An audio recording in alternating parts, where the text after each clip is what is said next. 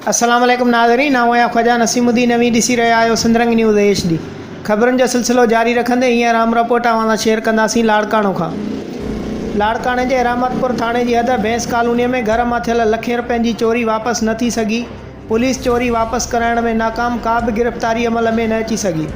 तफ़सील खां अवांखे आगाह कंदासीं त 4 ॾींहं अॻु लाड़काणे जे रहमतपुर थाणे जी हद भैंस कॉलोनीअ मां नसीर अमन चने जे घर मां थियल लखें रुपयनि जी चोरी वापसि न थी सघी आहे।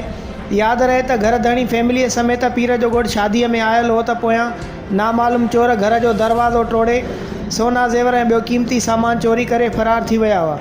घर धणीअ तरफ़ां रहमतपुर थाणे ते चोरीअ जी NC पिणु दाख़िल कराई वई आहे, पर 4 ॾींहं गुज़रण बावजूदि पुलिस जवाबदार गिरफ़्तार न करे सघी आहे।